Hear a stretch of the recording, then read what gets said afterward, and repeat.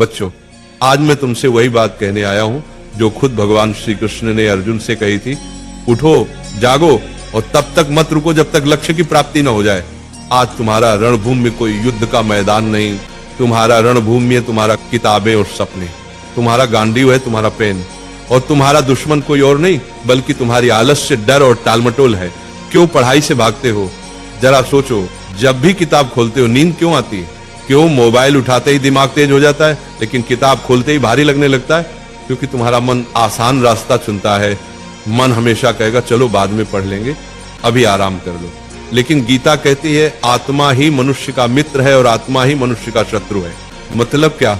अगर तुम मन को कंट्रोल कर लो तो वही तुम्हारा सबसे बड़ा साथी है, लेकिन अगर मन ने तुम्हें कंट्रोल कर लिया तो वही तुम्हें बर्बाद कर देगा। अर्जुन भी डरा हुआ था।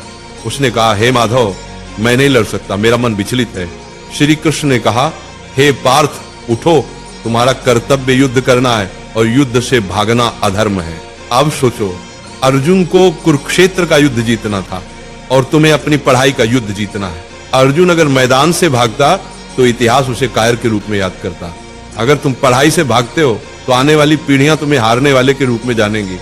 गीता का सबसे बड़ा संदेश है कर्म करो, फल की चिंता मत करो। आज अगर तुम 5 घंटे पढ़ते हो तो तुरंत रिजल्ट नहीं दिखेगा, लेकिन ये मत सोचो कि मेहनत बेकार जा रही है।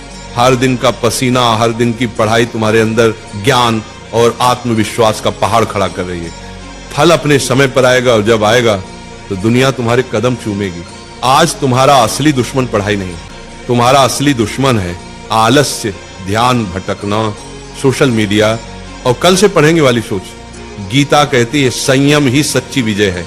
अगर तुम अपने दिमाग को मोबाइल से हटाकर किताबों पर टिकाना सीख गए तो तुम वही विद्यार्थी बन जाओगे जिसे देखकर लोग कहेंगे ये लड़का भगवान की दी हुई मिसाल है।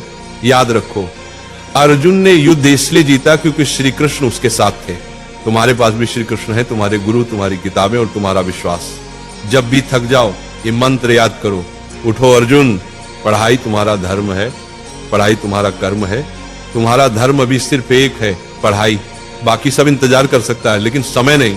वक्त निकल गया तो कोई गुरु तुम्हें नहीं बचा पाएगा। अर्जुन ने मैदान में खड़े होकर कहा था, हे माधव, अब मैं तैयार हूं, अब मैं अपने धर्म का पालन करूंगा। आज तुम भी वही कहो, हे प्रभु, अब मैं आलस्य से लड़ूंगा, अब मैं किताबों को अपना धर्म मानूंगा। आज से तुम पढ़ाई से भागोगे नहीं, आज से तुम किताब को दुश्मन नहीं बल्कि सबसे बड़ा मित्र मानोगे। आज से तुम वही विद्यार्थी बनोगे जिसे देखकर माँ बाप की आंखें गर्व से भर जाएंगी। याद रखना, पढ़ाई ही तुम्हारा युद्ध है, मेहनत ही तुम्हारी गीता है और सफलता ही तुम्हारी विजयश्री है। और एक बात नाम जाप किया करो, राधा राधा। 24 घंटा में सिर्फ मुझे 24 मिनट देकर देखो, फिर तुम कहना